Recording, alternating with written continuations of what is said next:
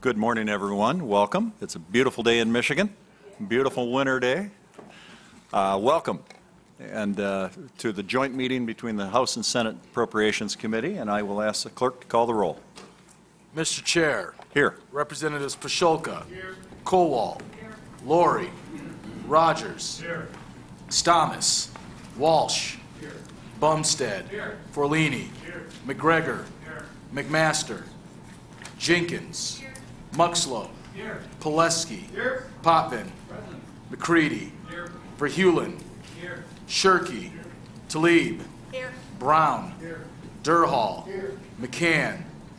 Dillon. Here. Roberts. Kondravis.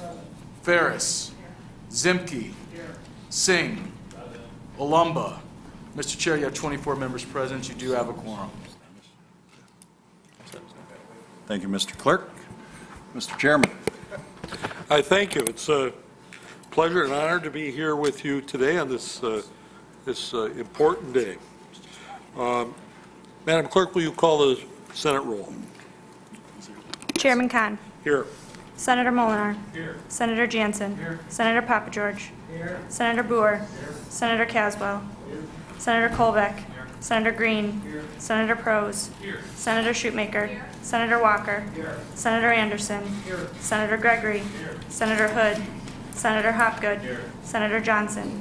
Chairman, you have 14 members present. I thank you. I'd ask for a motion to excuse absent members, moved by Senator Molinar, supported by Senator Walker. All in favor say aye. Aye. Mr. Chairman, the Senate is prepared. Thank you, sir. Motion to put before the committee the minutes of January 15. Without objection, the minutes will be adopted. Thank you.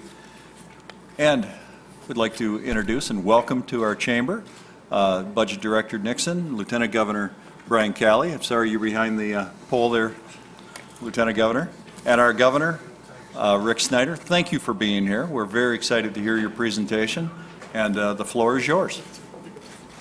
Well, thank you very much, Chairman Hoffman. I appreciate the opportunity to be with you. Senator Kahn, also thanks to you and to all your colleagues for the opportunity to share again.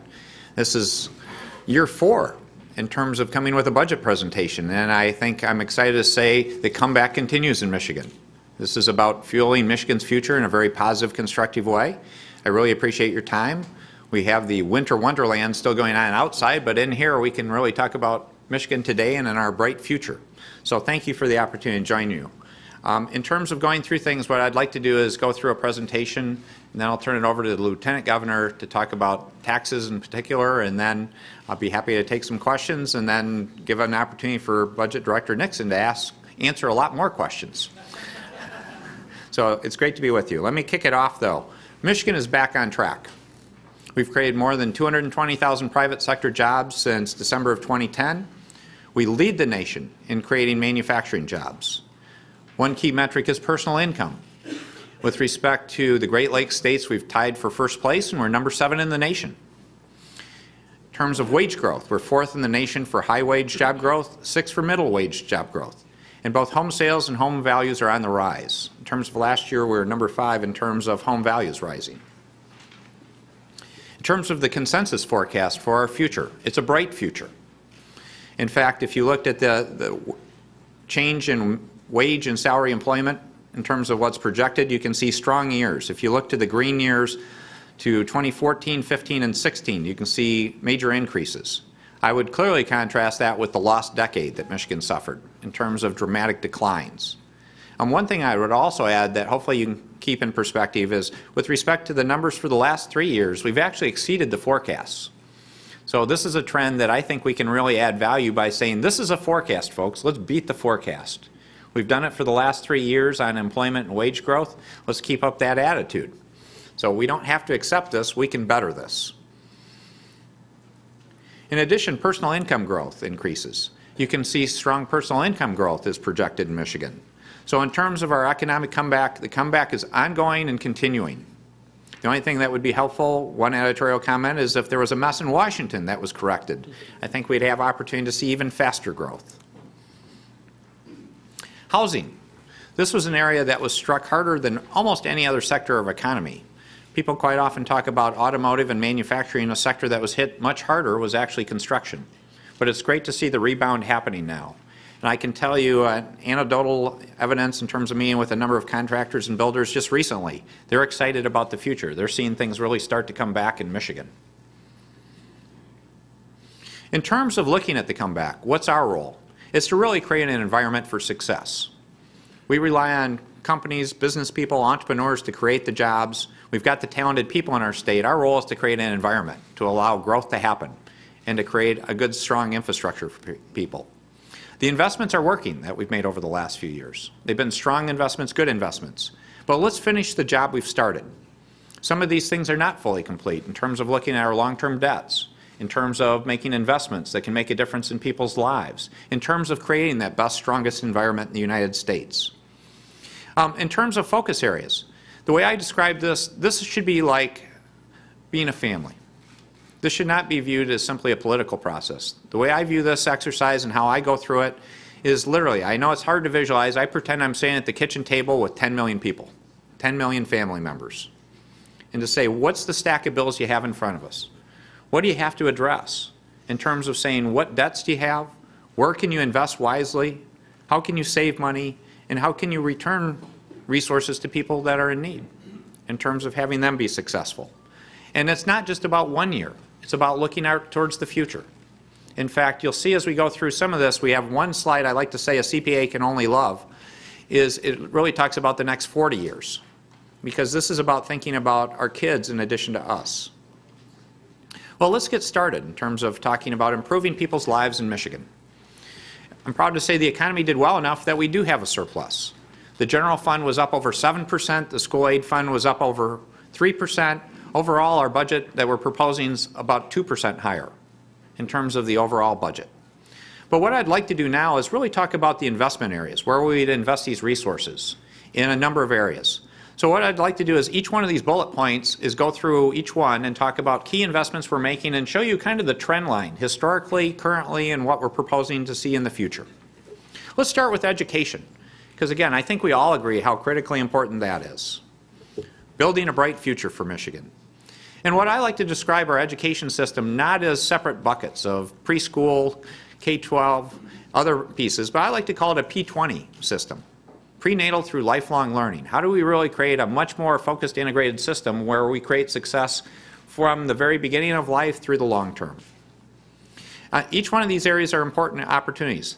When you see a dollar number here, what I would say, that's a net increase number, because in some cases we had one-time funds or ongoing funds, just to sort of give you the convention as we go through these slides, that if we had one-time funds last year and we have more one-time funds this year, that won't show a dollar amount if it's the same number. These are really net increase numbers that when you see a dollar amount on these slides. So let me walk through each one of these areas, because these are significant increases in terms of areas for early childhood, K-12, community colleges, and universities. Let me get to the details, though. First of all, preschool. Very exciting. When we went back to last year's budget and before, we went and looked to see what the waiting list was for kids to have access to preschool, that they weren't able to go because of need. That waiting list had about 29,000 kids on it. That's not a good thing, folks. One thing that really struck my heart earlier, or the later part of last year, I should say, now that we're in 2014, is I ran across a kindergarten educator. And she told me about the situation of having 2 kids in her kindergarten class that couldn't name a color.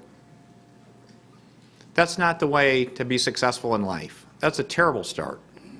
And again, how would each one of us feel if we had someone in our family that wasn't able to name a color by kindergarten? This is something important. This is something that can make a difference, not just for a few years in terms of letting them get to 3rd grade reading, which is where we want to see them get, but it makes a difference for their entire life. So the goal here is to get rid of that waiting list, to make it go away. Last year, I appreciated your support and great partnership. We put $65 million in the budget. That created 16,000 placement opportunities for those kids and others. Those have been used wisely. So the recommendation this year is to add another $65 million to create an additional 16,000 placements. Again, that should eliminate the waiting list. In fact, may provide some opportunities for kids to get full day instead of half day preschool. A couple other things I would mention is we're actually putting additional resources towards quality initiatives. As we invest these dollars, let's make sure we have higher quality programs with metrics and measures to make sure it's happening the right way. In fact, we were successful with a Race to the Top award, the first for the state of Michigan recently with the federal government. The $51 million number there is really an award that we'll have available over the next 4 years to focus on lower income and disadvantaged kids and how to make sure they have the best, highest quality preschool experiences. In terms of looking at the numbers in history, I'll follow this format quite often where I'll give you a summary slide with the numbers and then I'll have a chart to show you the graphic effect. Look at the graphic effect of this. Since fiscal year 11 to fiscal year 15, we've more than doubled our investment and we've clearly more than doubled the number of placements. Michigan can be a no-wait state for preschool. Isn't that an awesome thing to say? Let's get that job done this year.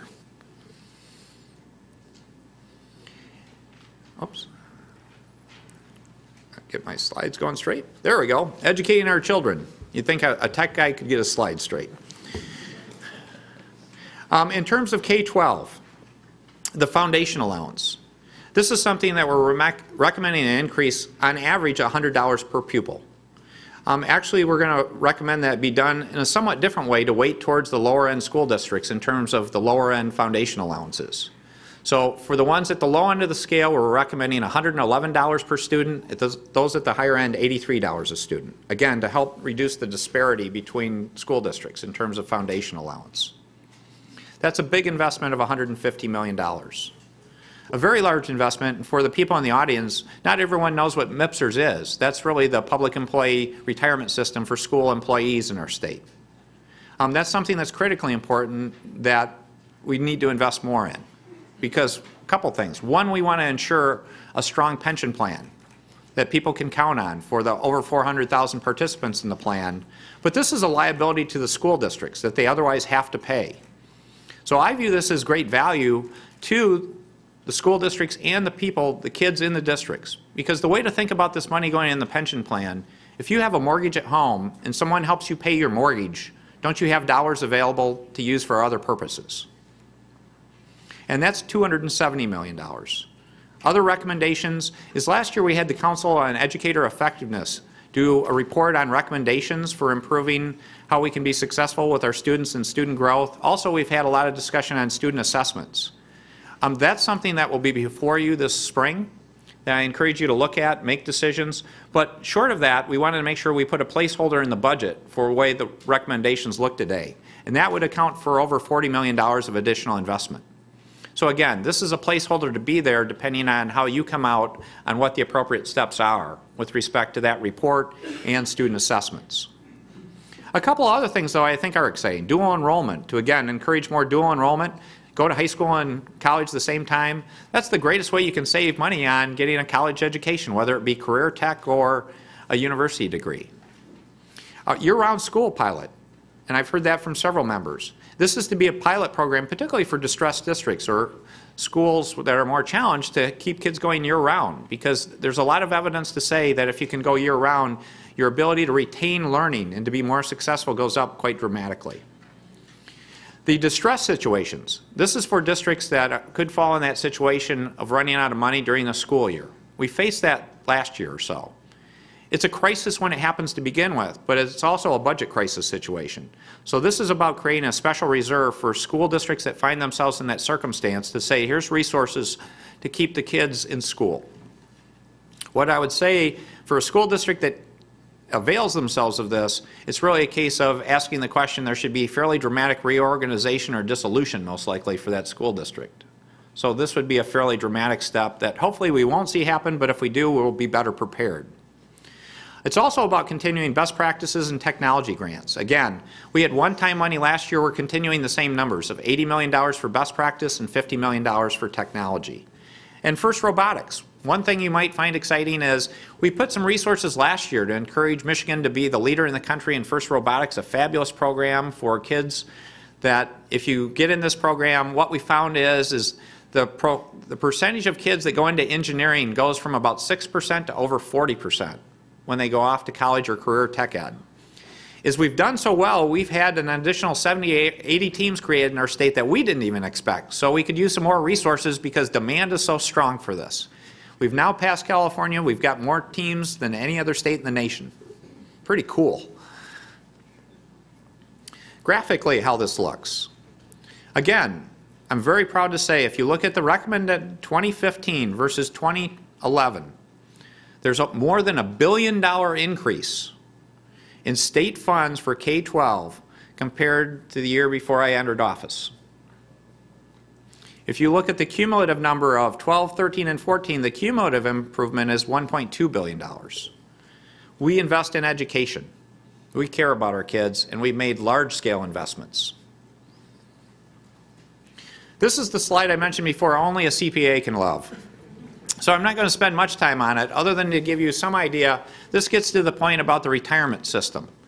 What I would focus on, not the numbers per se, but just kind of the concept. We did some great reforms back in 2012 that made a difference. If you look at the blue and go to the very top line, this shows the percentage that school districts were going to have to contribute out of their payroll towards the pension plan. This is a bill they get, or would have gotten. That bill would have been nearly 40% of their payroll if we hadn't made reforms in the years we're talking now. We've reduced it to the yellow line. That's a dramatic improvement. It's nearly $315 savings per pupil in 2015, or $370, excuse me, savings per pupil. In terms of the yellow section, that's what we're paying in terms of what we're recommending for state resources to be used, to give to the districts that they can make their payments. So that's the part about helping them with their mortgage payment, in effect. That's a dramatic improvement. Otherwise, they would be paying the yellow line amount. What they end up paying is the green line amount. What a huge difference in terms of investment and opportunity to be helping school districts be successful and educate our kids. We should be proud of those reforms. And the fact we're making these payments has only brought those costs down more. Let me move on to community colleges and universities. Community colleges, we're proposing a 3% increase in operations. MIPSers, again, many of those community colleges, or I believe almost all of them, participate in MIPSers. This contribution will make a major difference in terms of their liability. Universities, this is something we're recommending a significant increase of over 6% or $80 million. We had to make some tough calls when we had $1.5 billion deficit. One of the areas we did have to ask for decreases were in the universities. This would go in terms of a significant way towards restoring them to the same kind of funding levels they previously had. One other thing I would mention that is a new program that we should be proud of. We need to catch up also, though, is the Michigan National Guard. We'd like to start a tuition assistance program to encourage Guards people to get an education and to help retain people in the Michigan National Guard. We're one of the few states in our surrounding area that doesn't have a program. So we think this would be very helpful and the right thing to do. Again, community colleges, this puts it on a per student funding basis. You can see the dramatic increase over the last few years in community colleges. Again, career tech ed in particular is an area I think is one of our strongest opportunities to build a strong economy in Michigan's future. Funding Michigan's universities. Again, this shows the cut that we had to make. This is on a per student basis, but it shows how we're coming back now in terms of increasing funding for university operations. People. Investing in people. Let me start on the health side.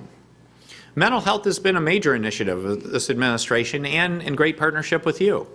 We can do more and we can do better. There's a great task force report that came out recently that was a great effort of everyone working together.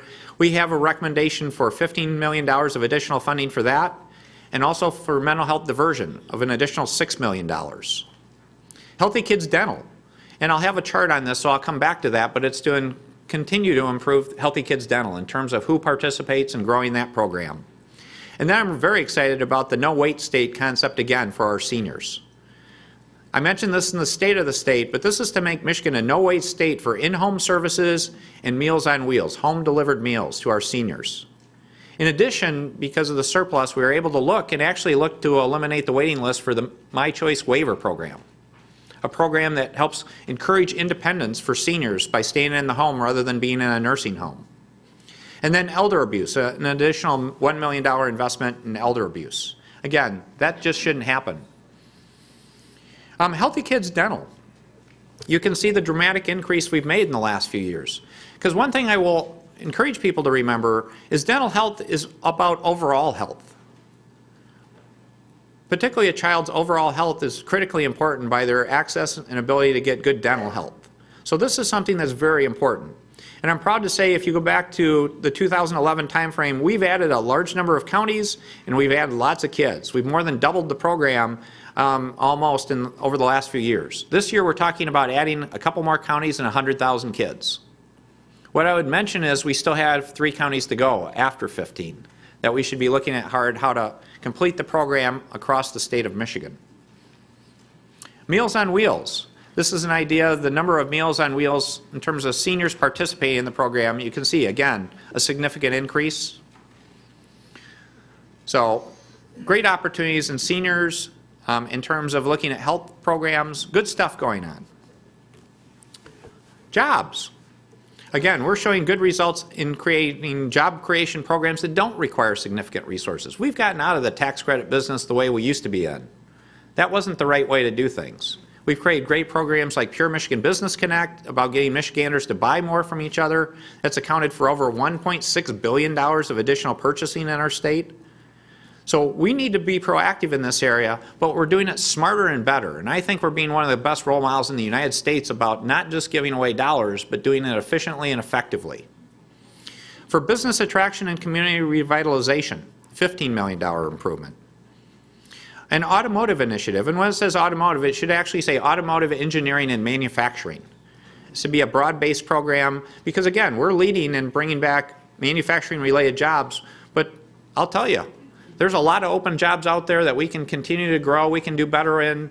Tool and die, there's so many great opportunities out there that if we come out with smart programs, again, particularly connecting talented people to training programs, getting them in the right positions, helping our kids and parents understand where these programs are, what a great upside in terms of watching our economy come back faster and better.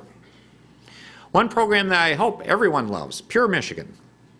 A $2 million increase for Pure Michigan. That program's been highly successful. Arts and culture, because again, it's about quality of life. We've made improvements in the past, and I would like to see $2 million additional go into arts and culture. And then talent development. And arguably this could have been under education, but I think it's about a jobs issue too. We mentioned this in last year's budget that I was going to recommend this year, is to essentially do 2 bond issues. One on the university side, that would be a competitive bond issue for universities to come forward with programs about how to increase engineering graduates in our state, increasing the number of engineers, because those jobs are there. The second one is to help community colleges with career tech investment in terms of helping update their equipment and resources in their facilities to be the most up-to-date, to help with issues like helping them understand robotics, the advanced welding, all those kind of cool opportunities out there that there are jobs. So it would be for a $100 million bond for universities, $50 million for community colleges. We built the bond debt service in our budget.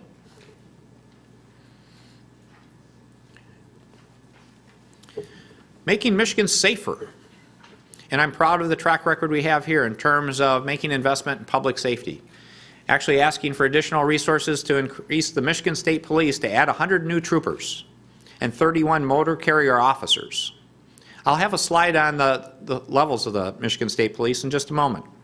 Also a local public safety initiative to do in partnership with our local partners of setting aside $5 million for programs that could be helpful to increase local law enforcement. Corrections. We actually have some additional dollars for prisoner education in terms of improving relationships with community colleges.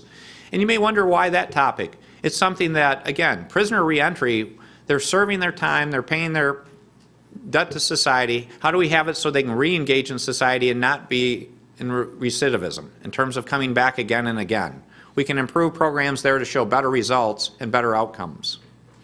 Conservation officers, to increase the number of conservation officers by 25. This last one is an important one. It's the state public safety communication system. This was a huge investment in the past that we build a system that's statewide that's used by over 1,000 local law enforcement and public safety organizations in addition to the state of Michigan. To be blunt, it wasn't reinvested in for a long time in the last decade. It's outdated.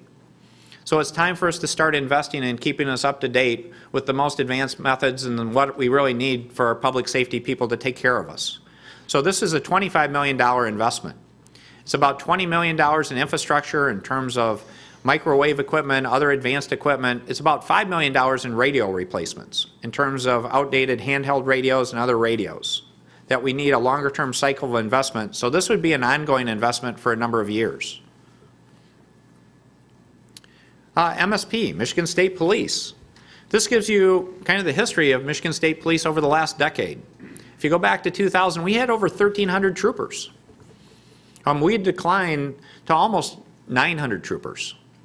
Thanks to your support, we've increased the Michigan State Police over the last few years, where we're now basically is back up to 2002 levels, or in terms of what we're proposing. I think it would be appropriate to get us back to those 2000 levels of 1,300 troopers. So this is something I'm asking for this year, and to be blunt, you're probably going to hear me again, assuming I'm still sitting in this chair. Has it worked? It is. This is really exciting to see these kind of results, but we shouldn't take them for granted, nor should we stop nor slow down. What I focused on here is our Secure Cities partnership, where we've made a focused effort. We're working on this issue in every corner of Michigan, but in particular, these 4 cities have been on the 10 most violent cities list for the United States almost for decades in some cases, for more than 1 decade in some cases. These are numbers for the first 10 months of 2013 in terms of improvement. Saginaw, 16%, Flint, 30%, Pontiac, 6.5%, Detroit, 7% increase, in terms of decrease, excuse me, in terms of improvement. That's meaningful. That's a difference in people's lives. These show up as numbers, but we're talking about real people in terms of reduction of violent crime in our state. So let's keep this up. Let's keep this trend up. Let's work hard to get those cities off that top 10 list. And let's work hard to get all the rest of our cities and communities that might be on the top 100 list or 200 list off those lists.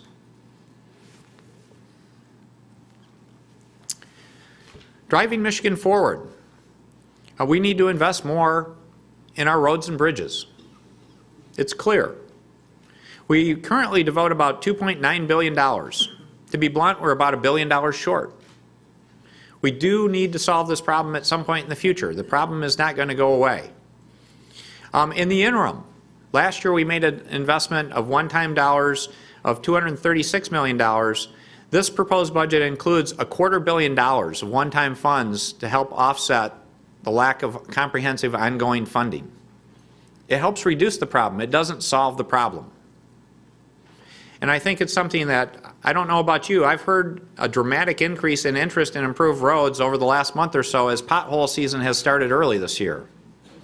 And when I say potholes, some of these potholes are not potholes, they're vehicle holes. And I think it's something I would encourage a continuing dialogue to solve this issue. To give you the longer term perspective, and again, we've shared this in the past, is to the degree we fail to come up with essentially the $1 billion investment mark or something higher than that. This shows you under current funding levels the decline in our roads versus what we would be able to do with the additional investment. These are roads that would be considered good to fair. By 2024, the gap would be a $26 billion gap in terms of required investment to bring them back. That's the number to bring them back. That doesn't account for all the problems that would happen in the meantime. Again, how many people do you know have had to replace tires, axles, other car parts, or have gotten into accidents because of potholes? In terms of, this is also an opportunity to create jobs in our state in terms of building back industry and a stronger infrastructure, which helps our overall economy. So let's continue to work on roads. Let's try to get some answers. Quality of life. Again, we have great quality of life in our state, but we can continue to enhance that. Water quality and safety, we're proposing additional dollar resources there. That would include some of the beach monitoring resources that people have asked about. Food and dairy safety improvements. Again, we have a very safe industry. It's got a great track record, but it's actually a case where industry works with us to say there's an opportunity for additional inspections to make sure we ensure that continues and keep up the track record, the great track record we've already established. Invasive species. This is something I've talked about. We all talk about invasive species. To be blunt, we haven't done enough. We didn't have the resources. Now we do. So let's show the rest of the country that we can be a leader in doing actions on invasive species. So this is asking for $6 million to deal with that. And again, The Great Lakes, we have issues like the Asian carp. Inland lakes, issues like the European milfoil. And our forests, we have future issues coming like the Asian longhorn beetle. That's a critter we do not want in Michigan. In terms of state park improvements, forestry and trails, again, asking for investments in both those areas. We've had a very strong feedback in terms of people are proud to make Michigan the trail state. Recycling initiative. We're behind in recycling. And what we'd like to do is have a pilot program to say, how can we look at more comprehensive recycling efforts in a number of counties to do more there? We're behind the rest of the nation. We should not be proud of that, and we should do something about it. This is really to kick off a program to say, let's start with this to see how well we can do. Let's get our learning curve, let's learn best practices, and then let's look to expand this program in the future to make Michigan a much better recycling state. Responsible government. Revenue sharing. Again, we need to understand we do have critically important local partners at all levels, cities, townships, counties, many other jurisdictions, and we need to partner with them well. Constitutional revenue sharing. There's a 3% increase in constitutional revenue sharing. One area, though, that we did have to cut back, again, if you go back to 2011, was statutory revenue sharing for communities that we've named EVIP in terms of looking at vitality programs. I'm proposing a major increase in this area of 15%. Actually, in 2 programs, though. We've had an established program for some time with EVIP that decides what communities are part of that. I'm suggesting a 3% increase in the traditional program, but then 12%, the bulk of those dollars would go to a new program that would be much more population-based in terms of a new formula for deciding where those resources go. Again, the formula we've been using has a lot of history to it. In fact, it's difficult to tell why the formula is what it is. So I'm recommending a new formula that would be much simpler and cleaner for future funding in this program. And what it would look like is, essentially it would be based on population, and then there would be adders to population for specific factors. For example, you'd add 10% of the population to get an adjusted population if you did one of 4 things. A 10% adder potentially for each one. If you were best practices, and we're proposing a set of criteria to say these are the best run communities. This is the gold standard. To say they're running well enough, we want to recognize them doing great work. So they would get a 10% increase in their population. In terms of challenge communities, though, the criteria would be, 1 is if they're in the top 20% of highest violent crime in our state. Secondly, if they're in the top 25% of unemployment in our state. And third, if they had an approved deficit elimination plan, we're asking that they be considered for 2 years for this program to help them get through that deficit elimination plan period. But that would not be an ongoing one. So this is something for you to consider. I know it's new to many of you, but this is really a concept to say population, but then let's work at the communities and recognize the best. Let's look at places that have unique challenges that they may not fully control, but they need additional resources, such as crime and unemployment. So I'd appreciate your consideration of that. Counties. This is a situation where, again, in some ways we didn't have the resources to fully fund what we had talked to the counties about going back many years. This would bring them up to full funding in terms of 100% funding for the counties in the program, and would add $65 million to those counties. So that's a very large increase. Infrastructure. In terms of information technology, we're proposing $28 million increase there. This is something that was interesting as we went through the budget process. We had underinvested so dramatically in IT over the last decade that we're really still playing catch up. So we're going to have ongoing IT requirements for a number of years. And when I say information technology requirements, it's not just about spending money to get fancier screens. I mean, literally, if you still look at our programs, we still have COBOL programs we use. I saw some good eyebrows go up when I mentioned COBOL. This is not something you want to rely on as a core system, folks. To give you a point of reference, that's the programming language I learned when I was in college. And I'm not trying to seek employment after I'm governor as a COBOL programmer with the state of Michigan. So let's get this replaced. Facility maintenance.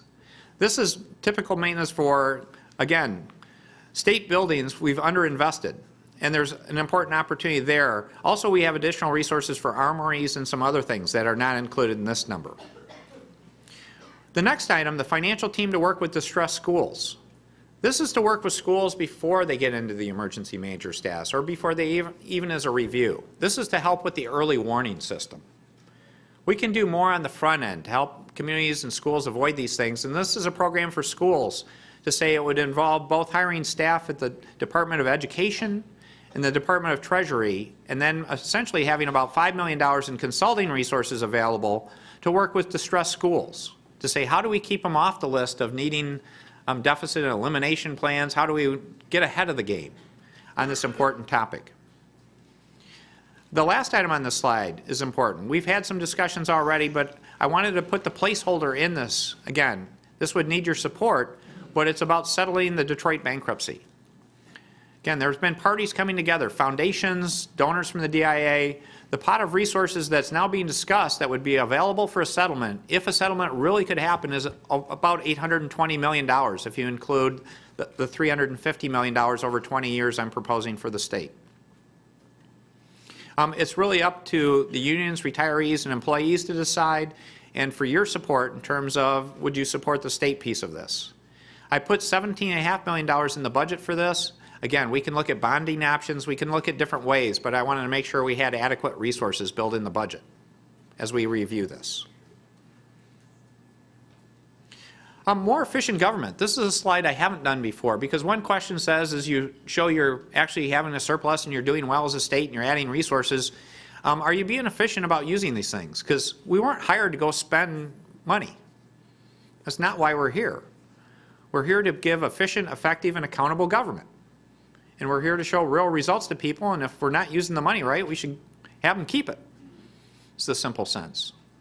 So I want to give you some idea on the state employee workforce. If you look at the numbers in terms of the last couple years, we're down basically 15,000 employees than the employee levels that you saw going back to the 2000 or so.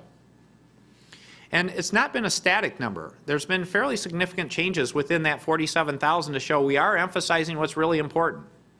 I would highlight a couple things. I already talked about the Michigan State Police. We've added a couple hundred troopers that are part of that number. One of the biggest growth areas we've seen in terms of the state workforce is child welfare. We've hired over 700 new child welfare workers in the state of Michigan in the last couple years. We've more than doubled our investment, largely with federal dollars, for child welfare. Very large investments. So as we have done that, we actually had decreases in other departments to show we are being more efficient and effective in terms of delivering government. Another thing that we didn't do a slide on is also how are we doing on our space, our real estate as a state, to show we've been working hard to reduce costs to our taxpayers. So over the last 3 years, we've reduced our lease space in the state of Michigan by over 1 million square feet. So we've taken that off the books in terms of cost to our taxpayers. That's important. Savings. It's always a good thing to have, and it's something you should always look at. And when you talk about the Budget Stabilization Fund, what most people call the Rainy Day Fund, what we typically target here are one-time funds, basically savings dollars to put in the savings account as opposed to ongoing resources, to say if we have some extra dollars because of running the government better last year or a better economy and we have those dollars, shouldn't we put something in our savings account? The answer is yes, because the savings account balance we have today isn't good enough. If you look at any normal metric or measure, or if we're a family at home, remember those benchmarks to say how much you should have in your bank account, your savings account, for unforeseen major circumstances, like a major downturn in the economy, which we don't see, but shouldn't we build for the future? We're recommending an increase in the Rainy Day Fund of $120 million as a base. What I would say is we're currently at $580 with this last year's budget. This would bring us up to $700 million. In addition, I appreciate your support on Healthy Michigan. We have some budget savings from that, and I'm proposing we take part of those savings and essentially have a health savings fund that would be part of the Rainy Day Fund of $122 million. That would bring us for a total of $822 million in our Rainy Day Fund. Let me show you what this looks like graphically, because I think that really brings home the message.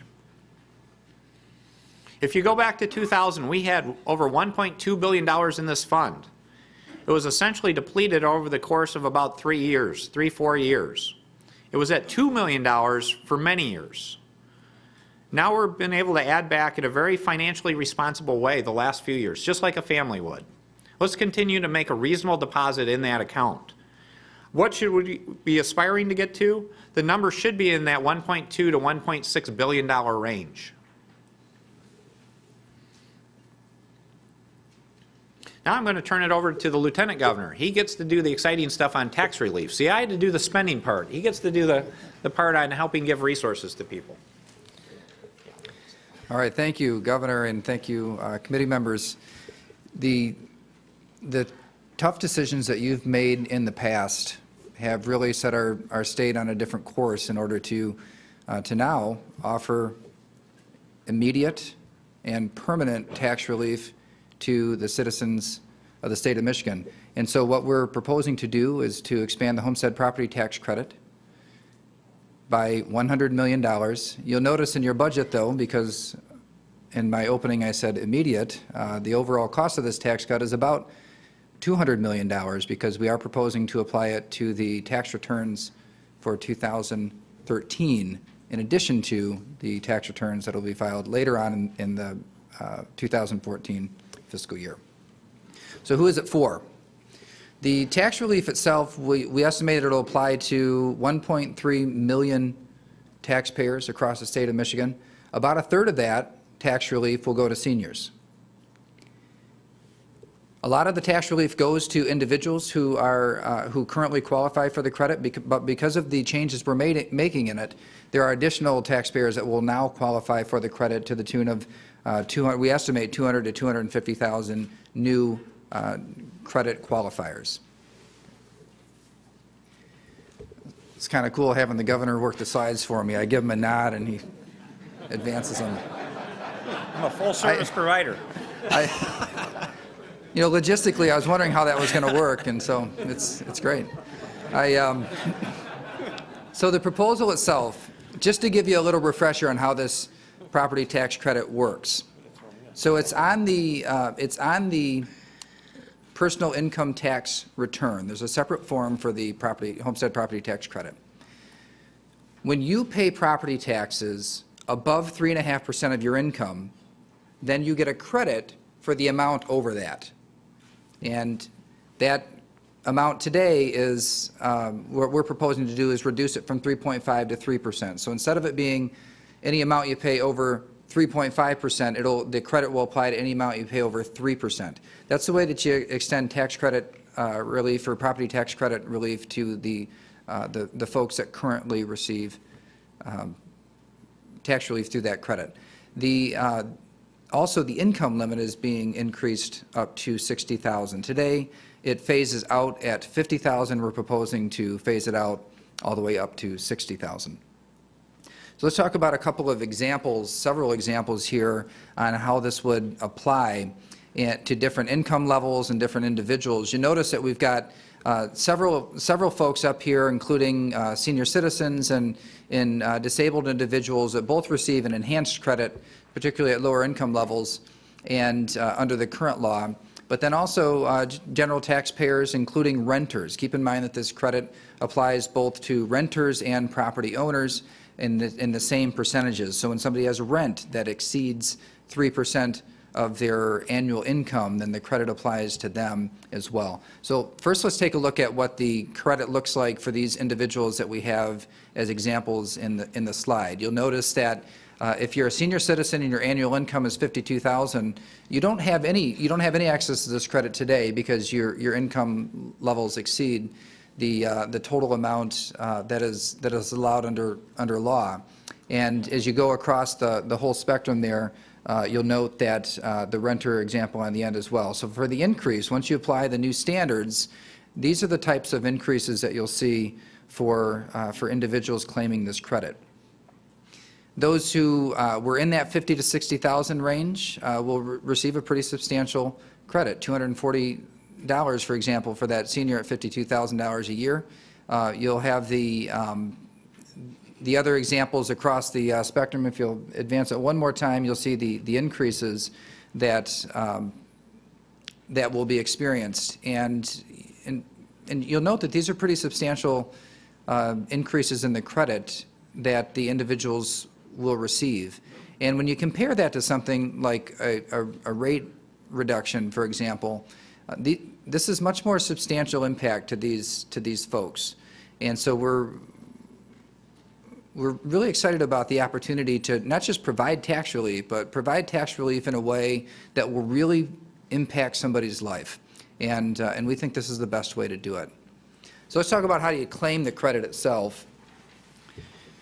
We're already in tax season for 2013.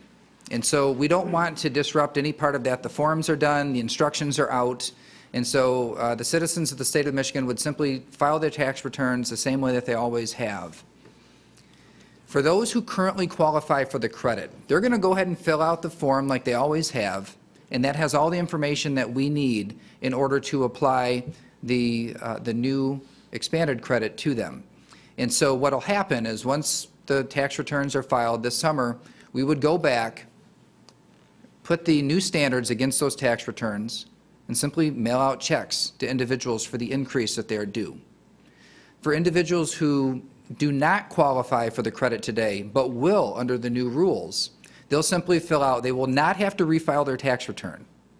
Understand, this is not an amended tax return. They'll simply fill out the homestead property tax credit form. It is a pretty simple form. Most people would not have to hire somebody to do this. But they would fill out that form, file it with the state of Michigan, and receive that refund. And then in future years, of course, it'll just become part of our standard practice or our forms system. And so we're very excited about the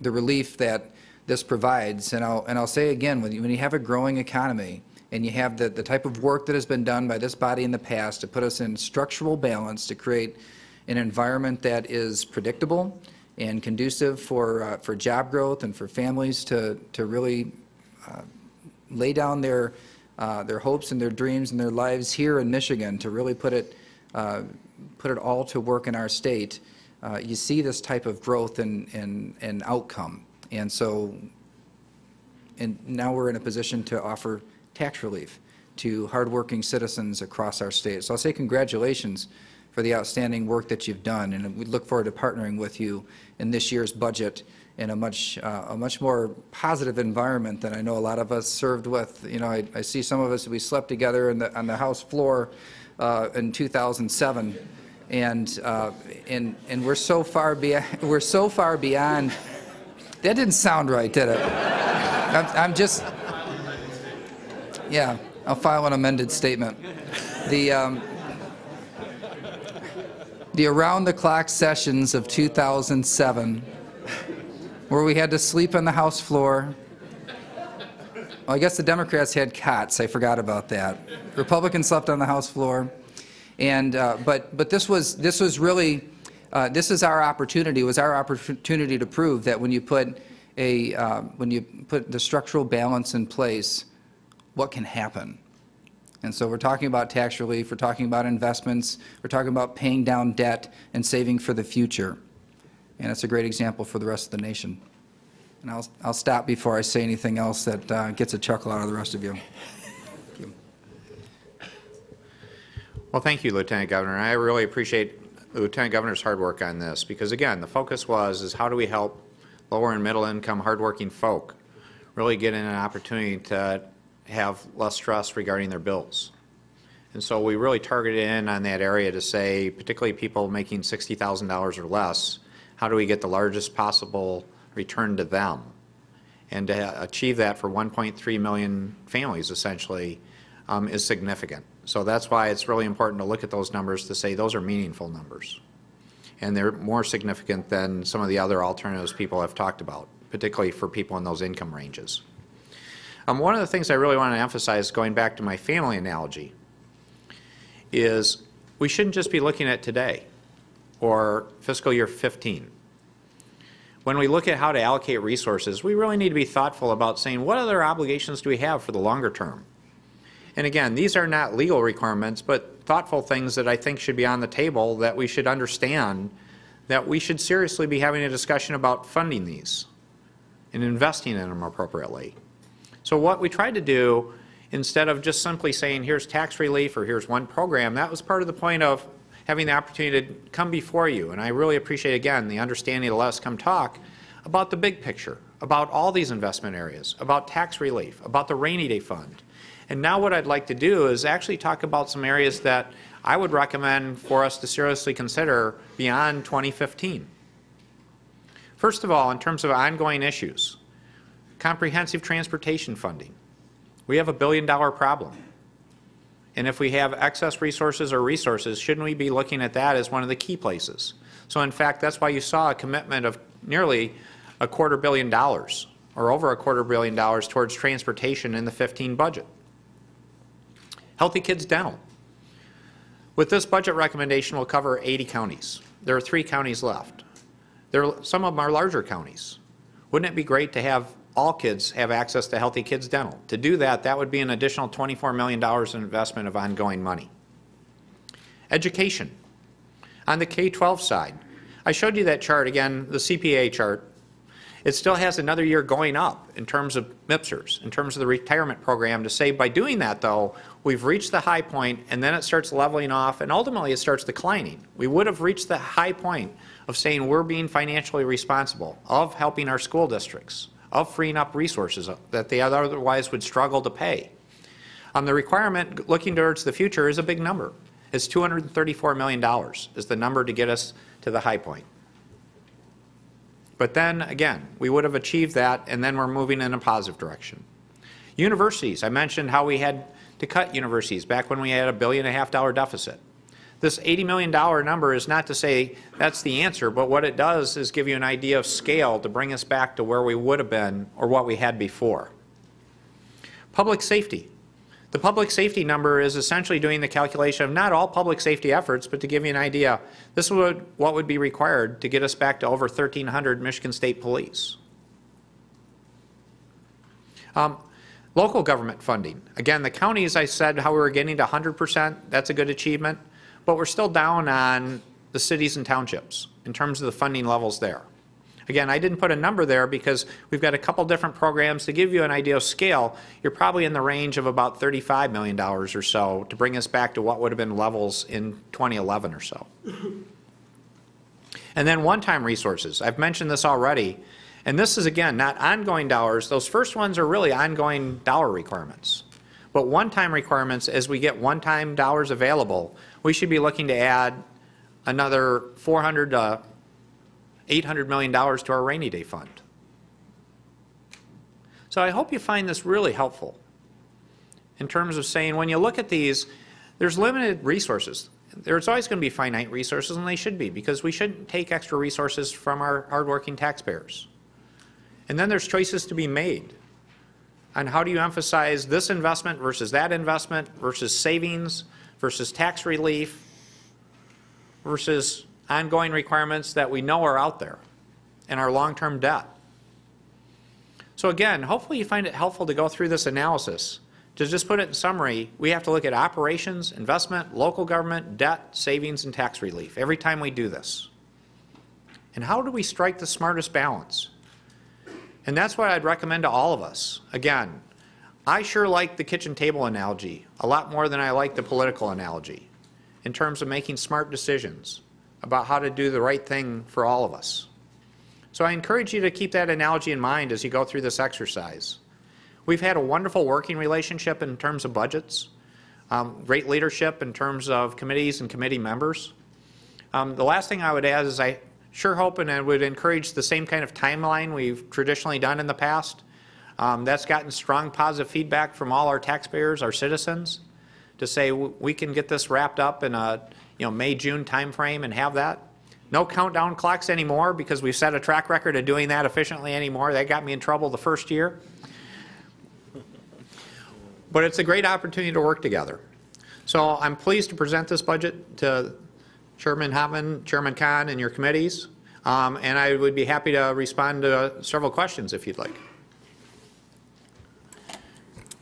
Thank you, Governor. Thank you for that presentation. Thank you, Lieutenant Governor. Governor, I just want to make a comment on how much I appreciate the long-term look that you put toward this.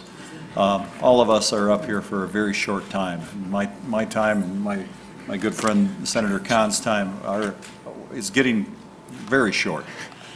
We return to the real world quickly. So the investments that we make, I truly believe, need to be a long-term, beyond what our life here is, and for those that come after us in the legislature, but more importantly, our citizens. I did want to ask, just clarify, you did say we made tough calls when we had a $1.5 billion deficit. And we remember those years of really tough decisions we had to make. One of the issues that we get feedback on is the tax plan that was put in, and sometimes people feel like it was a little unfair to the middle class. Can you comment again and just clarify the tax plan that you have? What does that do for the middle class that maybe perceive that they took it on the chin a little bit in the past? Yeah, in terms of the past plan, what we did last time in particular, and then comment on this one clearly benefits people in the lower and middle income levels, the proposal we have. If you look historically, what we did last time is we got rid of the Michigan business tax. That was a job-killing tax.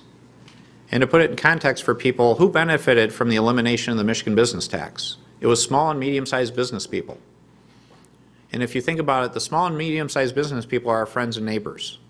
The other thing they are is they're the job creators. If you look at where most jobs are created, it's through small and medium-sized businesses. Now, what did we do? Did we reduce their tax liability? The answer is yes. There's no doubt about it. And we shifted some taxes. But in terms of doing that, what did we ask them to pay? Did they receive a special benefit by having that tax eliminated? The answer is no. What we did was take a broken system and make it fair. Small and medium-sized business people essentially pay the individual income tax just like you and I pay, in terms of filing an individual tax return, paying those taxes.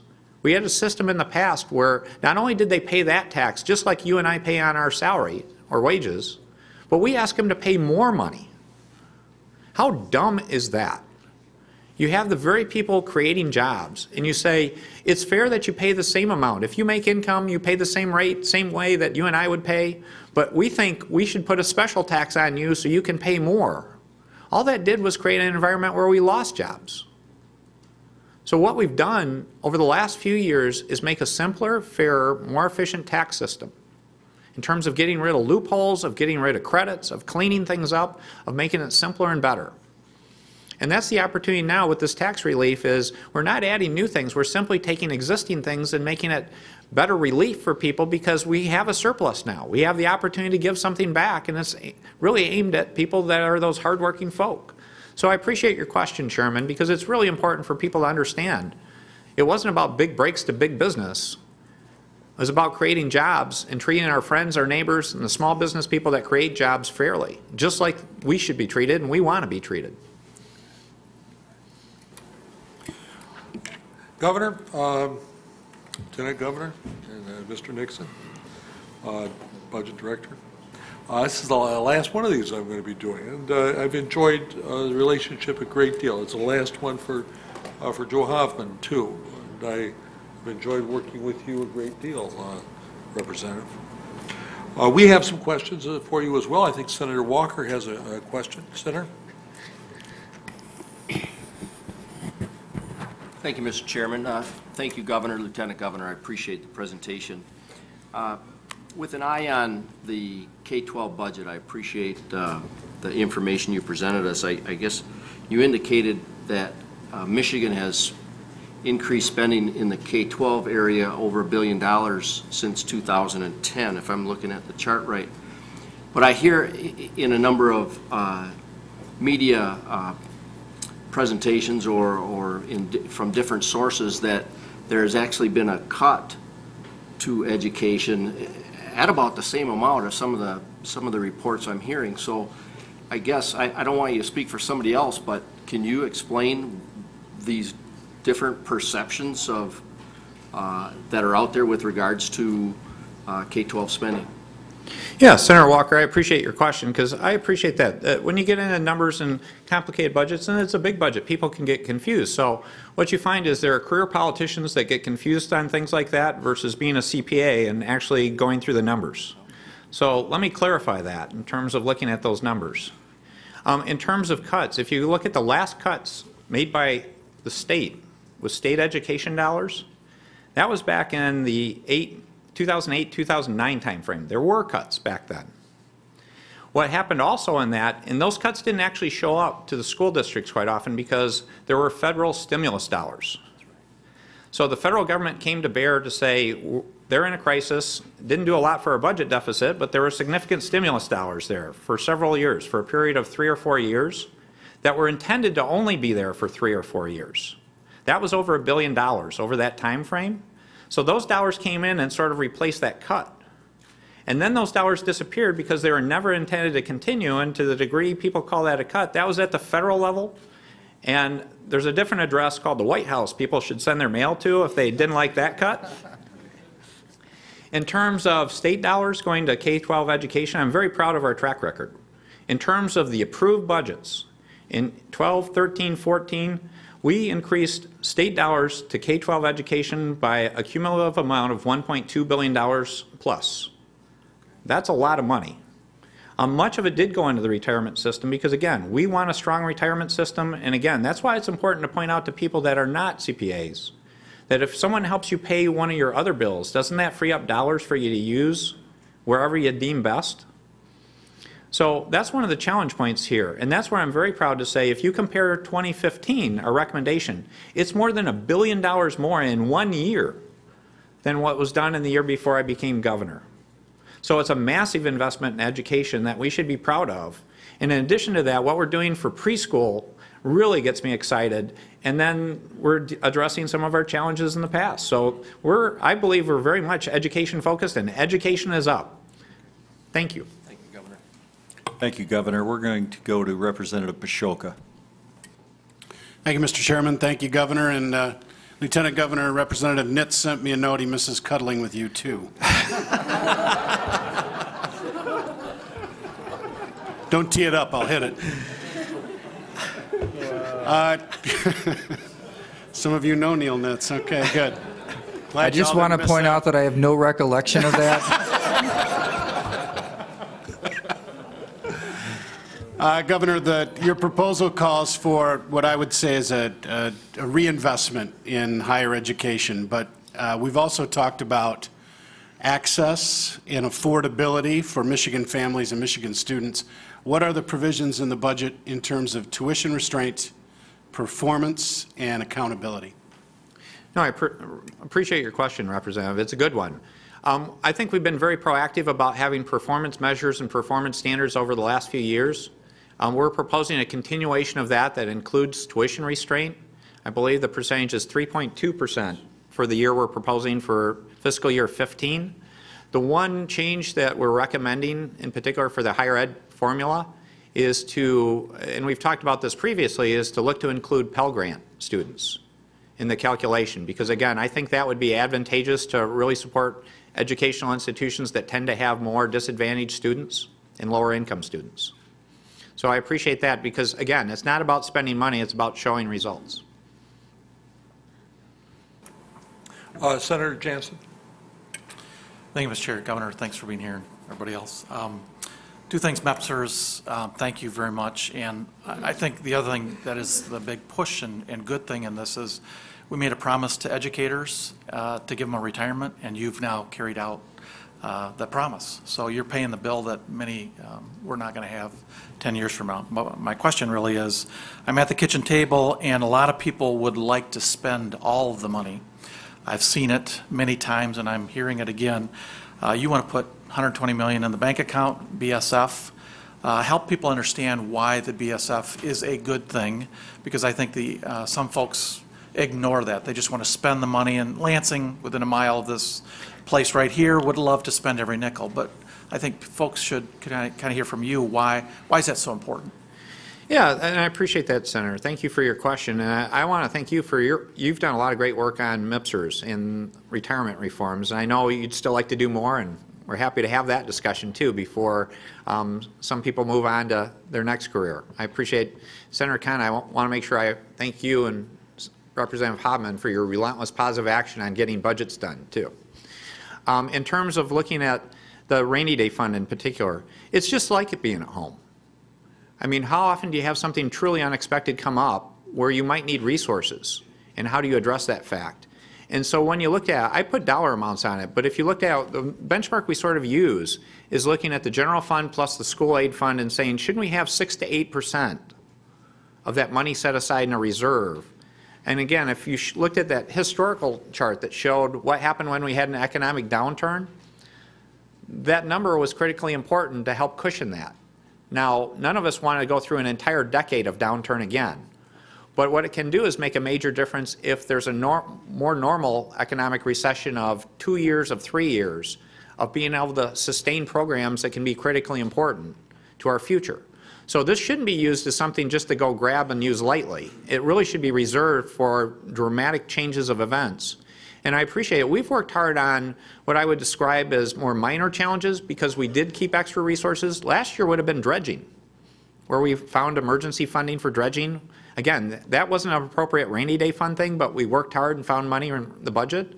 This year we're already hearing about the weather and roads and road conditions. So these are the kind of things. The rainy day fund is critically important, and I think if you find any financial advisor to anyone in a family, they're going to ask you one of those early questions. How much do you have in your savings account?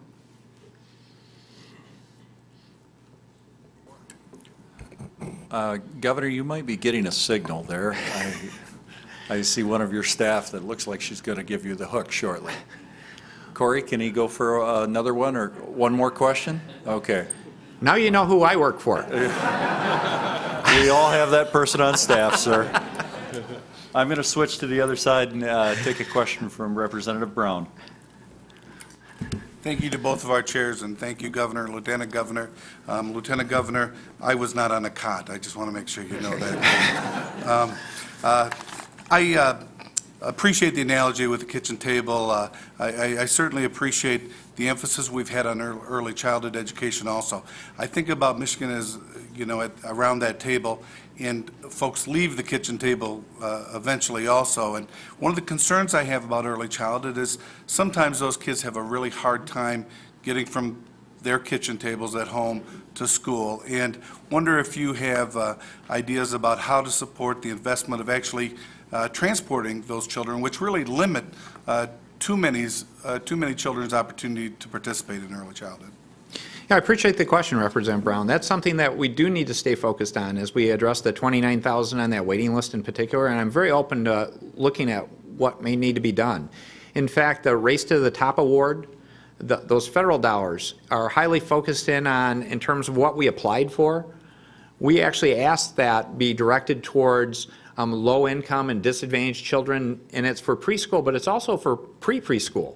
That whole area about transportation and giving us a chance to analyze those topics. So thank you. That is something we'll be actively working on. Senator Colbeck?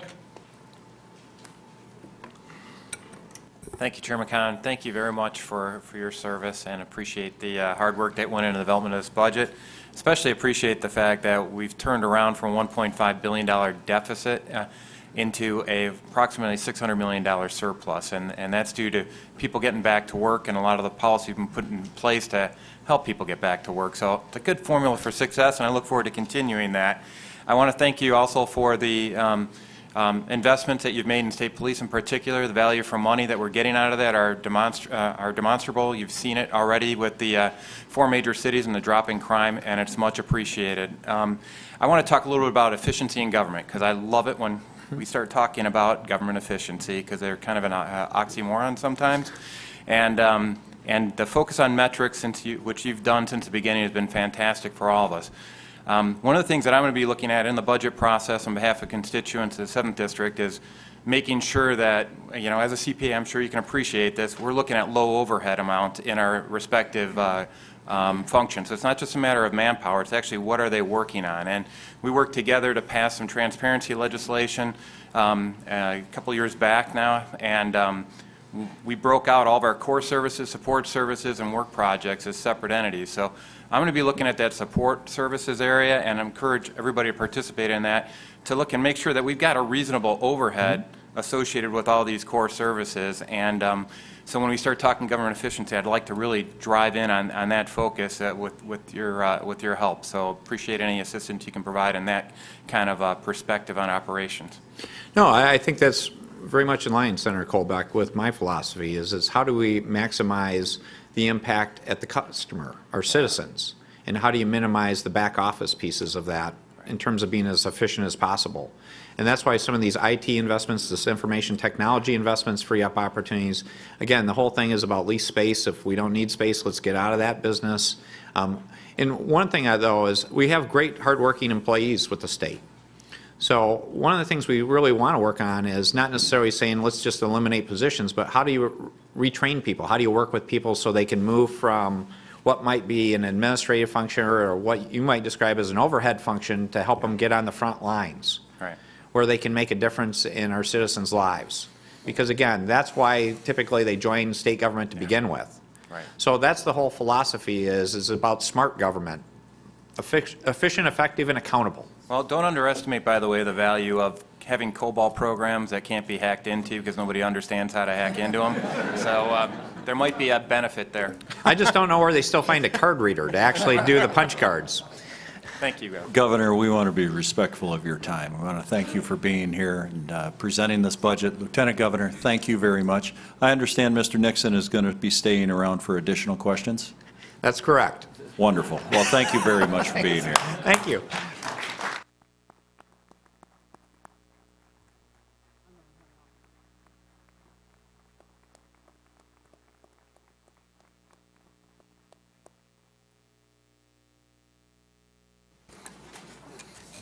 Mr. Nixon, thanks for sticking around. No problem. I was continue. thinking maybe you're all hungry, and the governor did a great job responding, so if you want to adjourn now, I'm just fine with it.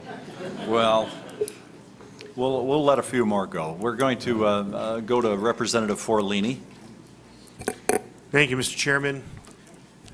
Thank you, Budget Director Nixon. I want to go back to the governor's slide on responsible government. We're talking about the locals, which I believe is probably the most responsible level of government we have here in the state. And he had brought up the fact that he's looking at statutory revenue sharing to be on a population base, per capita basis, which I was very pleased to hear, and some of the rest of the things he said about that I was very pleased to hear.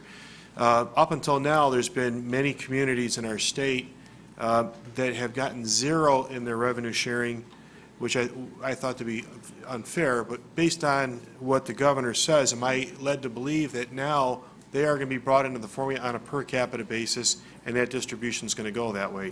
That's what I heard. I'm hoping that you're going to concur with that.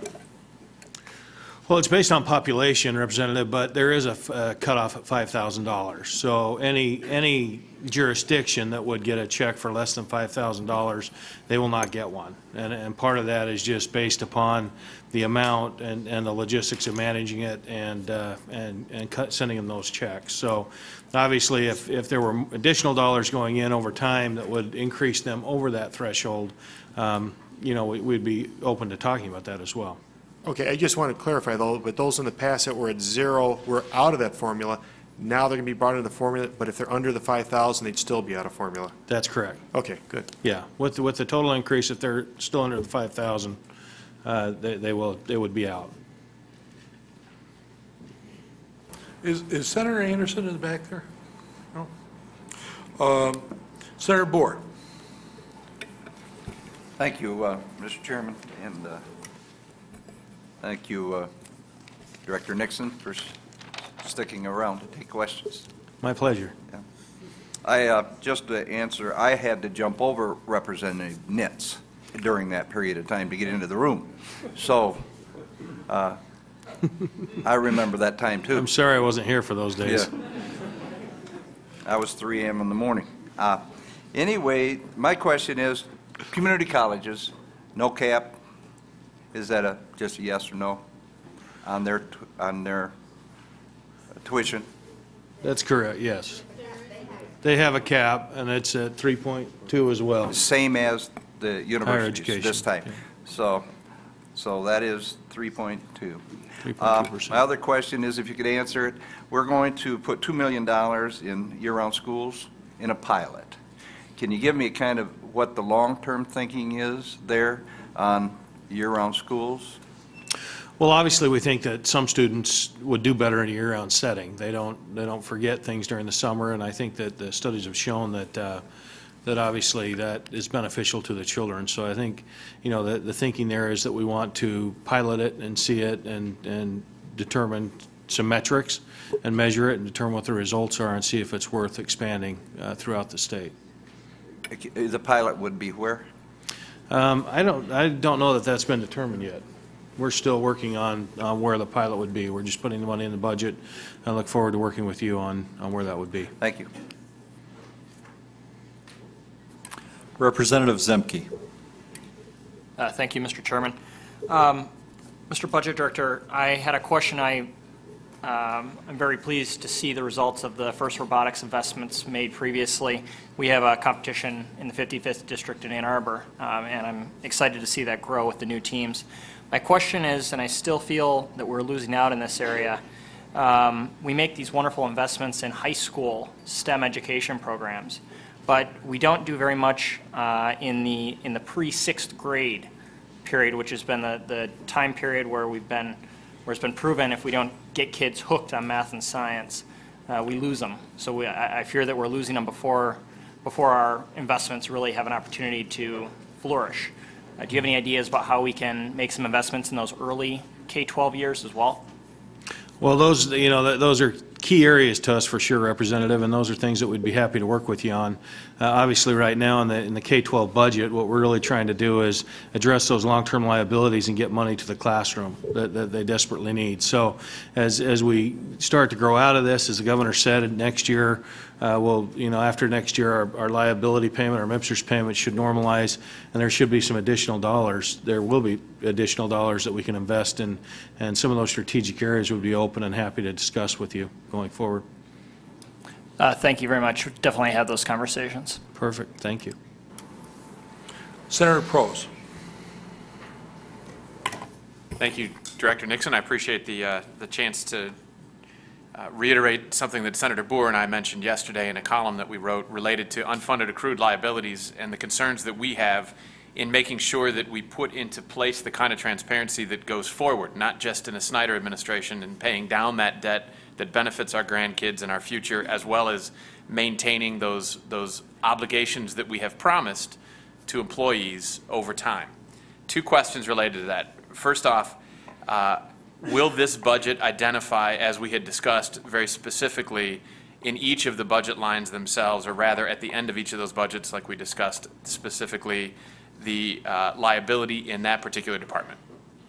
Yeah, I think the bills, we separated those out as we discussed and agreed to. Good. That's a great step in the right direction towards transparency. The second question I have is, since we've gotten a hold of the state's obligations in UAL, unfunded accrued liabilities, which I'm sure people's eyes gloss over, but it's a huge cost to us in the appropriations process and to our taxpayers.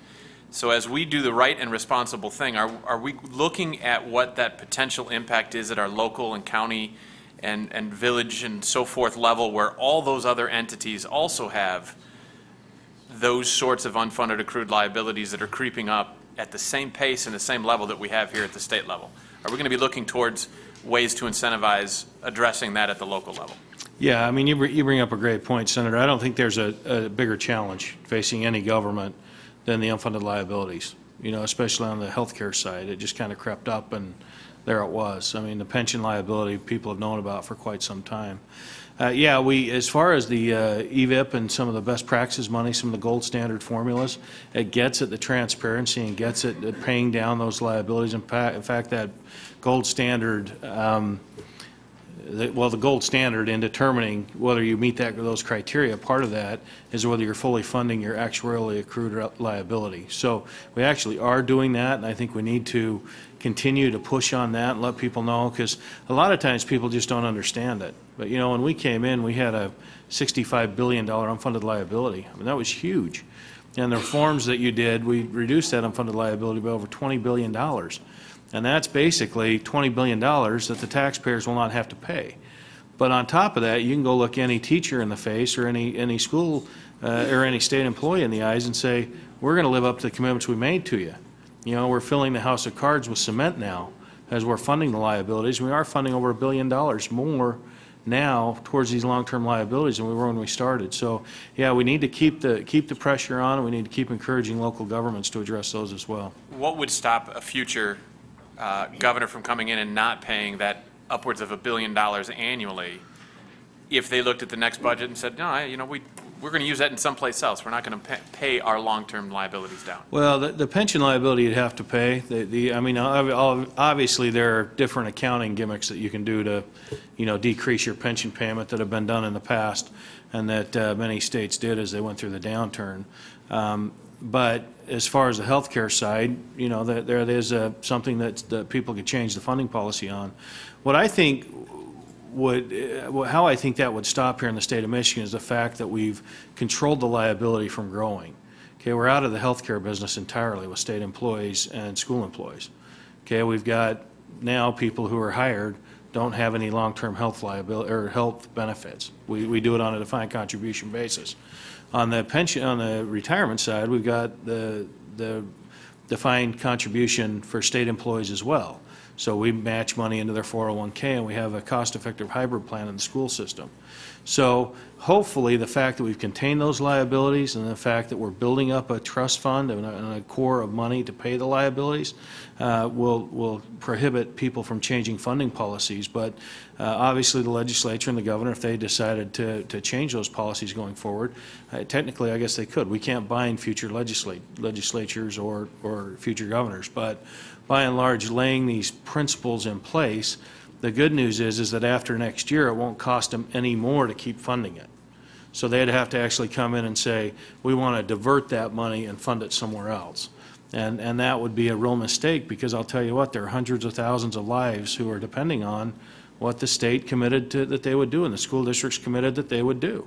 And the bottom line is we've addressed the liability now, and so we've protected taxpayers as well going forward. Thank you. Thank you, Director. Thank you, Mr. Chairman. Representative Durhal. Thank you, Mr. Chairman, members of the committee. To the Lieutenant Governor and the Governor, we're always pleased to see them at our annual budget get-together. I have a two-part question that I'd like to raise to you. And this one is probably real hot. I wanted to give it to the Governor, but since you got a Kevlar vest on, I'm coming at you. You know, this weekend we had a convicted murderer escape from Ionia maximum security prison by stealing a kitchen uniform. He kidnapped a woman, was only able to escape by locking herself in the bathroom where they stopped for gas. Mr. Durhal, I'm going to stop you right there. We are here to talk about the proposed budget.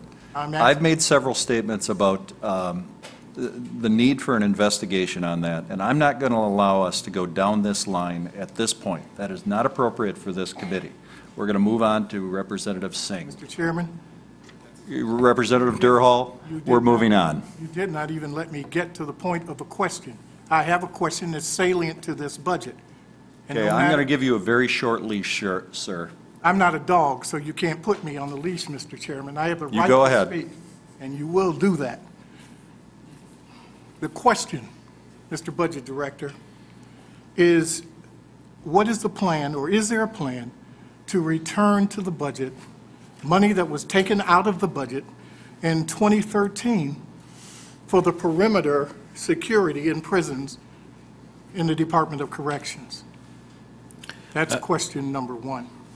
Representative, I think that the investigation needs to play out and how that prison was set up and how that prison was structured, and I think that we probably ought to let that investigation play out, because exactly what their security levels were and how they were structured, you know, that's not, the different prisons are set up differently, and so I think that you let that investigation play out, and I think that they'll come up with recommendations and determinations on how we could have improved and done things differently. I think that's an appropriate answer, and I think my question likewise was appropriate given what had happened.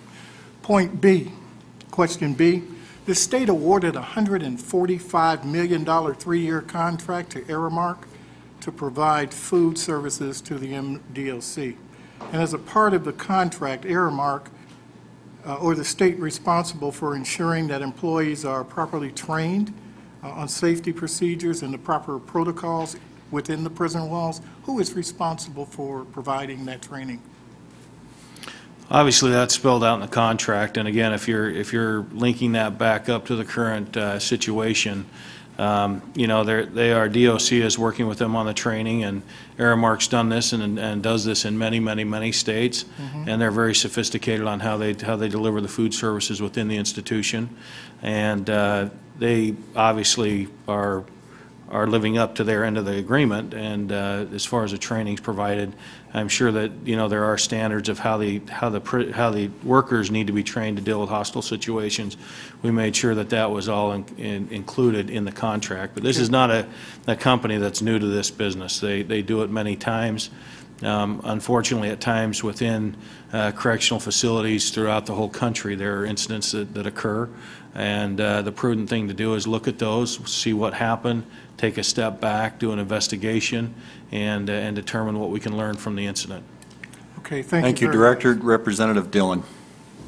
Thank you, Mr. Chair. I have two quick questions, and I will keep them very brief, especially the first one. Maybe Lieutenant Governor Calley, since he did the presentation, but I'm sure you can answer it.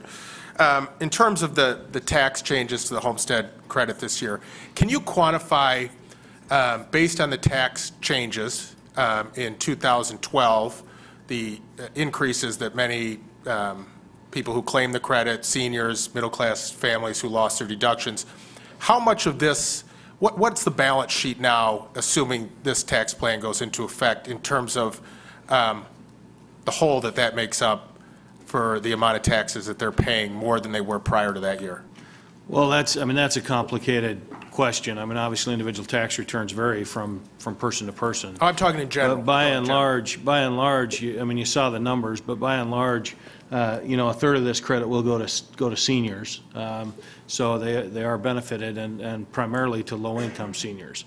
You know, as far as the pension tax you're referring to, there are those on the low income who we really wanted to target with this relief. We have people who have nice large pensions who we think ought to be able to contribute to the services the state offers. You know, that was a very difficult. You know, we had a very complex tax structure that really was not benefiting the state and where the state is headed.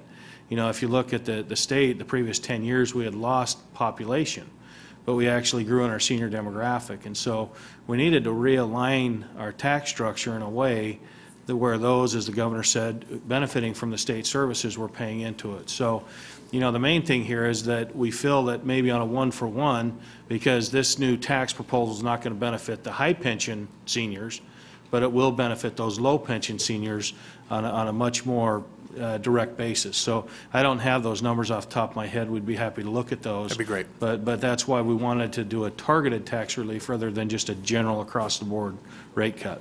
Thank you. And Mr. Chair, just to follow up, I want to shift to education really quick. I'm not a CPA, and I know there's a lot of people in our school districts who aren't CPAs. So I don't know whether or not disagreeing with the governor's analysis on the school aid budget over the last 3 years disqualifies them from having a valid opinion. But I would ask, because the question was asked by Senator Walker, and I think it was answered by either the governor or the lieutenant governor, help me understand this. In the governor's first budget, there were federal funds that went away. And the implication I'm getting from the testimony that the governor's made here and at other times is that that was the reason we had to make cuts that year. But correct me if I'm wrong, Budget Director Nixon, if we would have done no changes to the school aid fund, according to the House Fiscal Agency, there was still a $650 million $650 million surplus in the school aid fund of state funds that were used to go to higher ed and community colleges to backfill the hole created by the corporate tax cut. Am I missing something? Did that not happen, or is the history being whitewashed? No, we're not whitewashing anything, and certainly everybody, there are a lot of opinions. What we're saying, Representative, is the numbers don't lie. Okay, it's very clear. 2011, the budget was $10.7 billion. This budget's $11.7 billion. I have no idea how you can come up with where that's a cut to education. The bottom line here is that you've got the fund and you've got the budget. Okay, the school aid budget has not been cut. That's the money going to schools. Okay, as far as the money that's going into community colleges and higher education, that is constitutional. I mean, the money can go to education and to higher education and to community colleges. And so at the end of the day, we don't feel like that's an inappropriate. Now, we did not take money from the school aid budget to divert into higher education or community colleges. We actually just, that money is coming out of the fund. Now, as far as the tax cut and the tax relief, as we did that tax overhaul to realign our tax structure in a way that was set up to deal with Michigan going forward, we backfilled the school aid budget with general fund to make sure that the budget was not cut due to the tax reform. Now, I know that people want to say we took money from schools because we did the tax reform. That's just not true. We backfilled that budget with general fund to make sure that that budget was not cut. Now, I don't know, I'd love to sit down with you and go through the numbers, you know, and have the dialogue, but the bottom line here is that school aid funding is up, and as far as state dollars are concerned. Representative Singh. Thank you, Chairman. I've got to say a couple of questions. I think during the presentation we talked about getting back to some baseline numbers, whether it was trying to get back to 2011 with some of the higher ed funding, and we're getting closer and closer, but still not to that 15% cut. But I was surprised when I saw the state police budget, and you talk about wanting to get to 2,000 levels. I think that's great. But I know that when we take a look at public safety on the local level, you know, we've cut over 3,000 police officers, 2,400 firefighters. You know, obviously some of that is, you know, based on some of the decisions made by this administration, but a lot on the previous administration. But I've not seen anything about how we help these local communities and revenue sharing get back to those pre-2000 levels so we can get those public safety officials back on the streets. And it's great to have state police officers, but I will tell you that local communities, especially these high crime rates that you show in some of these communities, if they actually had those police officers and those firefighters, they would see a quality of life much differently than they do today. Can you help me understand why sometimes you're trying to get back to 2011 numbers and some levels you're trying to get back to 2000 levels, and help me understand how you're looking at the whole budget, but specifically revenue sharing as well as those benchmarks? Is it all 2011? Is it some of it pre-recession? I think that's a great question, Representative. Obviously, the 2011 levels with higher education, the governor and we know that we had to cut higher education. And so we'd like to at least get them back to the level where they were before the governor took office. We need to strategically invest there. That's not to say we want to stop at where they were in 2011, but, you know, that's kind of a benchmark going forward. You know, we did tell them at the time, you know, we need to do this. We're going to reset the budget once. We're going to right-size it, and then we're going to make strategic investments back in the system. The main thing there with public safety, and I'm glad you brought that up because it's not in the presentation, but we do have $5 million in the budget for a local law enforcement initiative. So this is money that will go out to the local governments to help them with their law enforcement needs. Now, as far as going back to 2000, I think the governor, this is something he's going to use relentless positive action on until our crime rates drop. And so we have our state police going into these local communities. They're working with them. They're partnering with them. And certainly when you have some of the most dangerous cities in America, that's a strategic investment. So I think it's basically, when you look at the area we're funding with law enforcement, it makes sense to go back. And it makes sense to add troopers and law enforcement and at both the local and the state level, because we need to, you know, people don't want to live in a city that's dangerous. You know, when you travel out, people know Detroit and Flint are dangerous cities. It's like, well, what's going on here? To see those rates come down, that's really what we want to do, so we'll continue to do that. But some of these others, you know, the benchmark really is what can we control as an administration? What have we done since we started in 2011? And so at this point, we want to make sure that we're just kind of using that. I mean, the first day of the state, the governor held up a scorecard and said, measure us. And so going back to where we started is kind of the normal benchmark, but some of these others, we'd like to get back to the high-level watermarks. Senator Caswell. Thank you, Mr. Chairman. Thank you, Mr. Nixon, for being here. I see in the budget, and I want to mention this, we did a lot of work a year ago on the Indigent Defense Commission to get proper legal help to our poorest citizens. And I see that the governor has put in $1 million in order to get that up, get it running. and take that on, and I appreciate that very much. I was part of the Mental Health Commission. I'm very pleased to see the governor put $15 million towards the beginning, and it's going to be a long road to get better care, more appropriate care for our mentally ill, our substance abusers, our mentally impaired, and I applaud him for that. It's long been needed in the state. In the food stamp area, as a state, we are responsible for fraud with individual citizens, and we are doing a much better job in that regard with our food stamps. The federal government is responsible for fraud in businesses. The committee I head has written letters to the federal government requesting more help in Michigan in order to help stop the fraud that's going on with businesses buying food stamps for 20 cents on the dollar, 30 cents on the dollar. Many of our citizens have nowhere else to turn. Has the administration done anything in contacting the federal government with this problem to get more IGs, Inspector Generals, into the state to take care of this problem? And if not, is it something that you feel that you could support with obviously a little bit more research? Yeah, I mean, obviously fraud's a big deal. I mean, those programs are there for the people who need them, and we want to make sure they're there for the people who need them. But any programs that are fraudulent or being taken advantage of, we need to crack down on. There's no question about that. Director Corrigan's done a great job cracking down on fraud, making sure that we're not issuing benefits inappropriately, and we've supported her with those initiatives. There are some current initiatives that she's working on that we're supporting. As far as requesting more support, that's certainly something that we would be open to, and we're working with our director on that, and would like to talk to you about. I mean, it's clearly the governor and I and the administration feel very strongly that we need to protect the taxpayer dollars. Whether they're federal dollars or state dollars, they're still taxpayer dollars, and we need to protect them. For the last question on the House side, Representative Tlaib. Thank you, Chairman Hoffman. Thank you, Budget Director. I really appreciate you staying and answering some of our questions. My pleasure. Mine is regarding the responsible government section.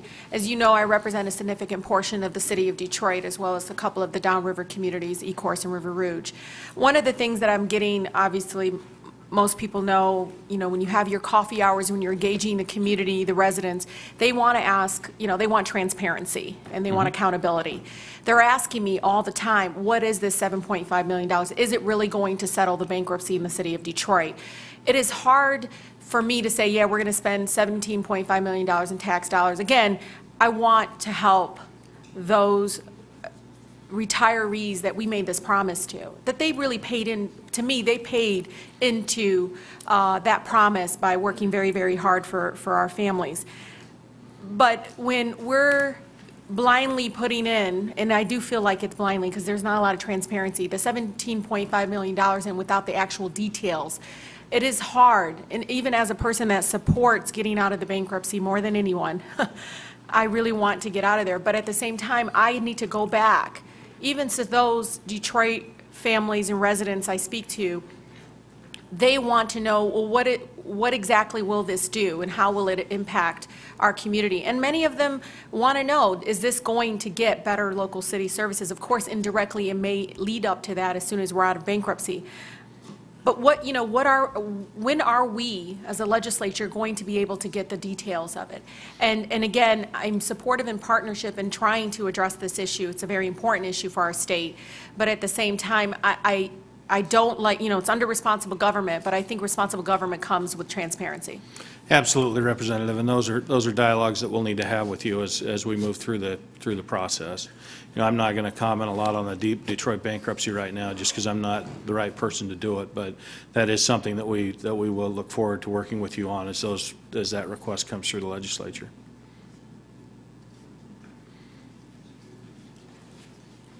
I have no other questions from Senate members. So on behalf of the Senate, we want to thank you for your presentation, the governor and the lieutenant governor. It was a thoughtful budget. We like in the legislature the notion that you propose that we dispose. And I guess we need to get busy on the disposing. Thank you very much. Thank you. We're looking We are forward to adjourned. working with you, and I'll tell you if you have any questions, please feel free to ask. We'd love to sit down and explain to you what we've proposed here.